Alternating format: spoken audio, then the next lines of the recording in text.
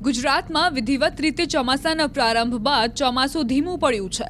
જો કે રાજ્યના કેટલાક વિસ્તારોમાં હવામાન વિભાગની આગાહી વચ્ચે વરસાદ વરસ્યો હતો।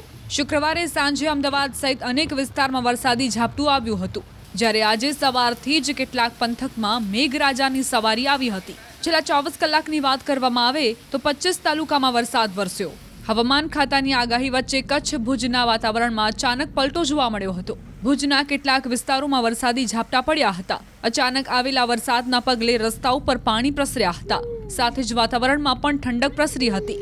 વરસાદી ઝાપટાની આગાહી વચ્ચે મેઘો વરસતા સ્થાનિકોને બફારામાંથી રાહત મળી, તો ખેડૂતોમાં પણ ખુશીનો માહોલ જોવા મળ્યો હતો।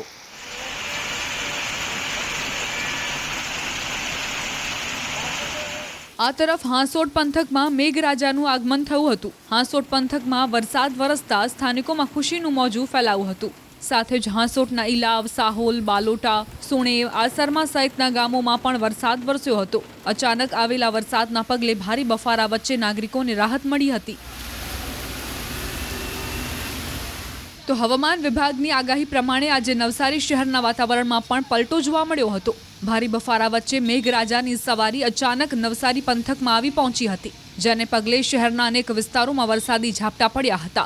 નવસારીના Mankodiya, station road, depot, tower road સહિત અનેક વિસ્તારોમાં ધીમી ધારે વરસાદ વરસ્યો હતો। વરસાદી માહોલ જામતા નગરજનો પણ રોમાંચિત થઈ ઉઠ્યા હતા, જ્યારે પવન સાથે વરસાદ ખાબકતા અસહ્ય બફારા વચ્ચે નાગરિકોને આંશિક રાહત મળી છે।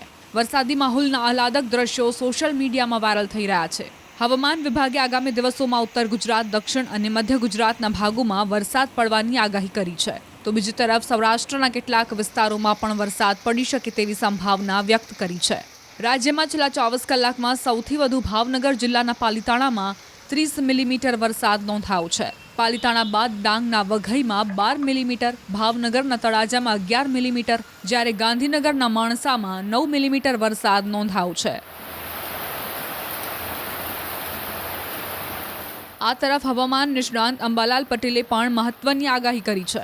અંબાલાલ પટેલની આગાહી પ્રમાણે રાજ્યના વિવિધ ભાગોમાં છૂટોછવાયો વરસાદ પડશે, પરંતુ 17મી થી 22મી જૂન દરમિયાન જે વરસાદ પડશે તે ભારે પવન સાથે હશે, જેમાં કેટલાક સ્થળોએ વૃક્ષ પડવાની અને કાચા મકાનોના છાપરા ઉડી જવાની પણ શક્યતા છે।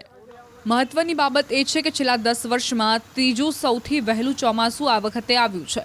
અગાઉ 2012માં સૌથી વહેલું 2 જૂને ચોમાસું ગુજરાતમાં પ્રવેશ્યું હતું, જે બાદ 2021માં બીજા નંબરે સૌથી વહેલું 9 જૂને ચોમાસાના વિધિવત રીતે શ્રી ગણેશ થયા હતા।